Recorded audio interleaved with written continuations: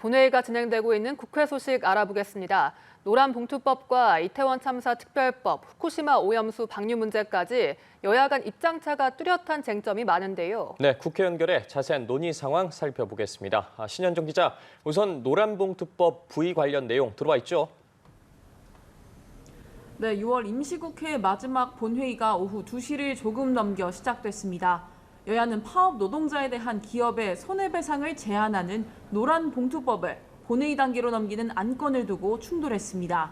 여당은 이 법안이 직회부된 것부터 절차적 문제가 있었다며 법률의 명확성 원칙과 과잉 금지 원칙을 침해하는 악법이라고 비판했습니다. 야당은 충분한 논의가 이뤄졌는데도 여당이 시간 끌기를 했다며 최근 대법원에서도 노동자별로 회사에 끼친 손해를 따져 배상액을 판단해야 한다는 판결을 내놓았다고 맞받아쳤습니다. 여당은 이 법안에 표결에 붙여질 경우 필리버스터에 나서는 한편 통과될 경우 대통령의 제2요구권을 요청하겠다는 방침입니다. 여야 의원들의 토론 이후 야당 의원들의 퇴장 속에 무기명 투표가 이루어져 본회의에 부의됐습니다. 여당 의원들은 이를 비판하는 규탄 대회를 예고했습니다. 네, 신 기자, 이태원 참사 특별법에 대한 논의 어떻게 이뤄지고 있는지도 전해주시죠. 네, 이태원 참사 특별법을 신속 처리 안건, 패스트트랙으로 지정하는 문제를 두고도 여야 간 이견이 뚜렷합니다. 앞서 민주당과 정의당 등 야 4당은 패스트트랙 동의서를 제출했는데요. 박광원 민주당 원내대표의 발언 들어보시겠습니다.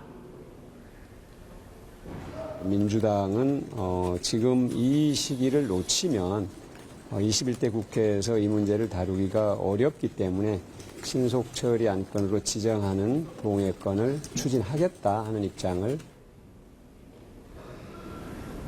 반면 국민의힘은 이태원 참사를 총선용 이슈로 키우려는 시도라고 말했습니다. 윤재옥 원내대표의 발언 들어보시겠습니다.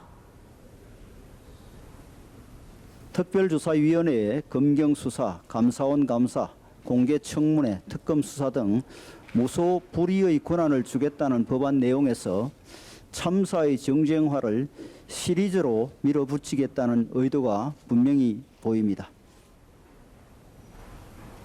한편 본회의에 앞서 여야는 각각 의원총회를 열고 당론을 정했는데요.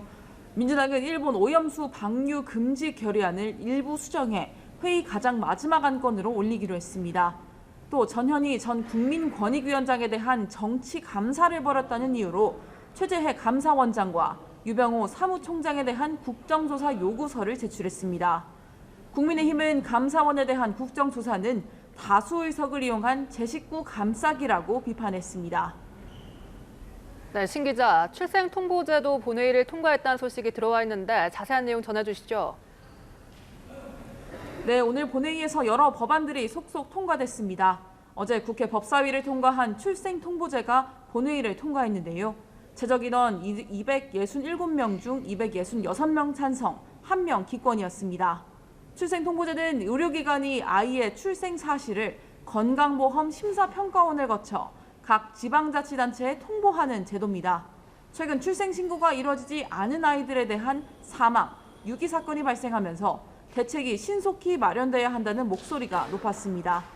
다만 정부와 국민의힘이 함께 추진하기로 한 익명출산제 혹은 보호출산제는 복지위 소위원회 단계에서 추가 논의가 필요한 상황입니다.